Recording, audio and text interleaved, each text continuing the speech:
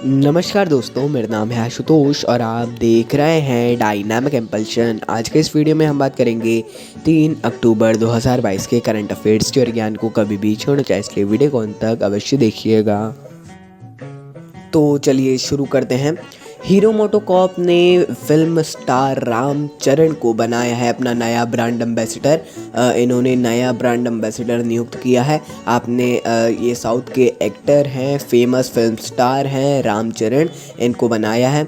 और हीरो ने अपना गिफ्ट प्रोग्राम भी एक शुरू किया है। ये तो प्रोग्राम है, ज़्यादा जानकारी नहीं देंगे इसके बारे में, आप देखना चाहें तो देख सकते हैं, बाकी इम्पॉर्टेंट नहीं है। बस ब्रांड एम्बेसडर नियुक्त किया है, ये इम्पॉर्टेंट है, बाकी फ़ोटो भी आपको दिखाई जा रही है। चलिए आगे बढ़ते हैं। संस्कृति राज्य मंत्री अर्जुन राम मेघवाल जी ने मैक्सिको में यूनेस्को मोंडिया कल्ट 2022 में भाग लिया।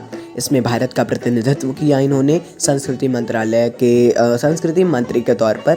ये सम्मेलन वैश्विक सांस्कृतिक प्रवचन पर निर्णय लेने के लिए इसमें 100 से अधिक संस्कृति मंत्री शामिल हुए। ये मतलब जैसे कि आप समझ सकते हैं, हर कॉन्फ्रेंस होता है हर साल, उसी टाइप का ये भी है। मोंडिया कल्ट इसका नाम है, बाकी इसको यूनेस्को ही आयोजित करता है। अलग अलग जगहों पर अलग अलग देश इसकी मेज़बानी करते हैं, जैसे इस बार मैक्सिको में हुआ है। अलग अलग जगहों पर होता है ना, इसको याद रखिएगा, ये भी इम्पॉर्टेंट है। बाकी मोंडिया कल्ट के बारे में पढ़ लीजिएगा।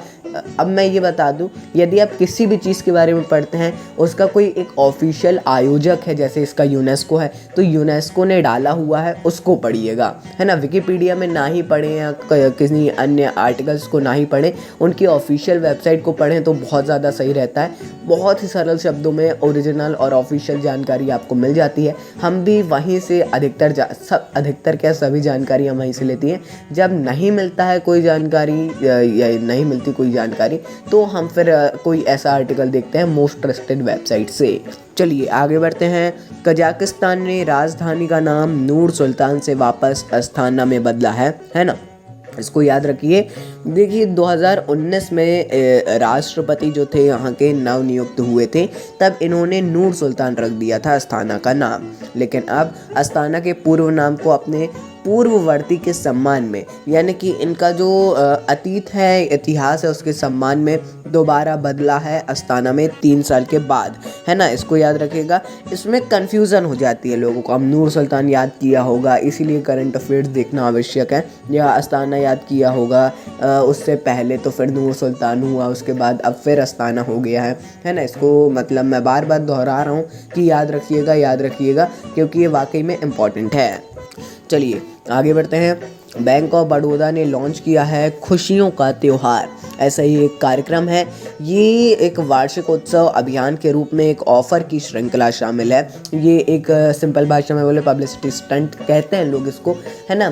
तो ये इसी टाइप का है, और इसमें अपनी जो एक श्रृंखला होगी ऑफ़र्स की, नई नई चीज़ों की, नए नए ऑफ़र्स आएंगे, नई नई ये चीज़ों को लॉन्च करेंगे अपने उपभोक्ताओं के लिए, नए उत्पादन होंगे, ऐसा सब है। बाकी और पढ़ना आवश्यक तो नहीं है, फिर भी मैं बोलूँगा यही कि पढ़ना चाहें तो पढ़ सकते हैं, बाकी मेरी सलाह होगी ना ही पढ़े तो भी चल जाएगा। चलिए आगे बढ़ते हैं। मास्टर कार्ड भारतीय उपभोक्ताओं के लिए कार्बन कैलकुलेटर लॉन्च करेगा।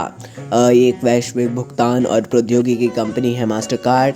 ये कार्बन कैलकुलेटर सुविधाओं को लॉन्च करने के लिए पूरी तरीके से तैयार है। ये जो कार्बन फुटप्रिंट्स होते हैं, हम उपभोक्ताओं के लिए जो बैंक के हैं उनके लिए ये ऐसा करके एक पूरा कैलकुलेटर रहने वाला है बड़े लेवल पे। अभी लॉन्च किया नहीं है, बैंकों से बात कर रहे हैं, इसमें बैंक का एक बड़ा रोल रहेगा। यदि किसी ने अच्छा सा वीडियो डाला हो तो आप उसको देख सकते हैं, बाकी इनकी ऑफिशियल वेबसाइट पे इसकी ज़्यादा जानकारी नहीं डली हुई है। चलिए आगे देखते हैं। एयरटेल पेमेंट्स बैंक चालू वित्त वर्ष में, मतलब इसी वित्त वर्ष में करीब 1.5 लाख माइक्रो ATM शुरू करने वाला है, स्थापित करने वाला है। माइक्रो ATM उसी टाइप के होंगे, ग्राहकों को नगद निकासी की सुविधा में आसानी लाने के लिए।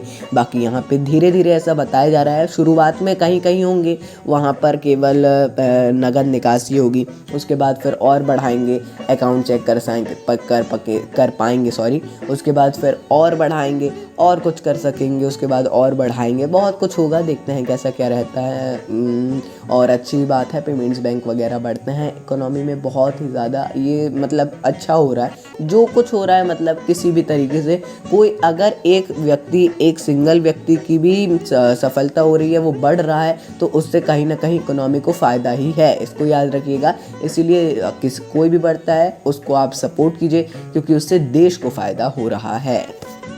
आगे की जानकारी देखते हैं। अमेज़ॉन ने महिलाओं की प्रौद्योगिकी में बेहतर बनाने के लिए अमेज वीआईटी सर्कल्स विट, मेरे को पता नहीं है इसकी प्रोनाउंसिएशन है ना, इसको लॉन्च किया है। अमेज वीआईटी ही कह लीजिए। प्रौद्योगिकी के क्षेत्र में महिलाओं के कौशल को बढ़ाने और उनके सार्थक करियर में अवसर प्रदान करने के लिए अपनी प्रतिबद्धता को दोहराया जा सके, इसीलिए अमेज़ॉन ने इसको लॉन्च किया है। ऐसा आ जाए कि किसके लिए लॉन्च किया है, तो महिलाओं के लिए, किस क्षेत्र में, प्रौद्योगिकी के क्षेत्र में, और इसका नाम क्या है, अमेज विट, है ना, इसको याद रखिएगा। वीआईटी जो भी हो उसका प्रोनाउंसिएशन आप एक बार देख लीजिएगा। चलिए आगे बढ़ते हैं। प्रधानमंत्री नरेंद्र मोदी जी ने गुजरात की अपनी 2 दिवसीय यात्रा के दौरान दुनिया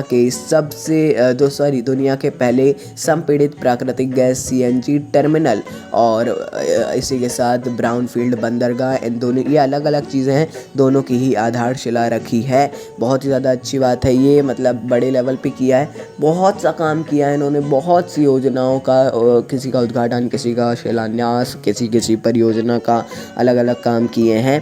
मतलब ये है कि पीएम मोदी कहीं पे भी चले जाएं तो इतना उस क्षेत्र का विकास होता है कि क्या, और वैसे जाते नहीं हैं। अब बीच में बात हो रही थी कि पीएम मोदी को हर जगह जाना चाहिए, स्वच्छता बढ़ जाती है, रोड्स बन जाती हैं और नई नई योजनाओं का शुभारंभ होता है, कार्य जल्दी होने लगता है, सौंदर्य हो जाता है पूरे नगर का, अलग अलग चित्रकारी हो जाती है दीवारों पर, बहुत से काम होते हैं। अब देखिए यही बात है, ऐसा हो तो नहीं सकता है जितना मेरा मानना है, बाकी धीरे धीरे यदि कोशिश की जाए तो कुछ भी हो सकता है, ऐसा नहीं है। बाकी ऐसा हर एक ज़िले में जाना, हर एक सिटी में जाना, ये भी बहुत ही ज़्यादा कठिन है। कितने सिटी होंगी, बाकी जाएंगे नहीं, मेरा ऐसा मानना है, ऐसा ना कभी हो भी पाएगा। धीरे धीरे जैसा हमने बताया, अलग अलग ओपिनियंस होते हैं, आपका जो भी ओपिनियन हो कमेंट में आप अवश्य बता सकते हैं। चलिए अंतिम जानकारी को देख लेते हैं। भारत ने मिसाइलों और हथियार प्रणालियों के निर्यात के लिए आर्मेनिया के साथ में समझौता किया है। भारत आर्मेनिया को मिसाइलों, रॉकेटों और गोला बारूद के लिए उल्लेखनीय निर्यात के आदेश दिए हैं। भारत अब आर्मेनिया को भी निर्यात करेगा। धीरे धीरे भारत सेना के क्षेत्र में मतलब रक्षा के क्षेत्र में निर्यात के लिए बहुत ही ज़्यादा आगे बढ़ता जा रहा है ना। अच्छी बात है, बहुत ही ज़्यादा अच्छी बात है। आपको ऐसे 3 कंट्रीज़ के नाम बताना है जिसको अभी तक भारत ने रक्षा के क्षेत्र में कुछ ना कुछ निर्यात किया हो। आर्मेनिया को मत ही छोड़िएगा, अभी किया भी नहीं है वैसे भी, लेकिन आदेश दे दिए हैं।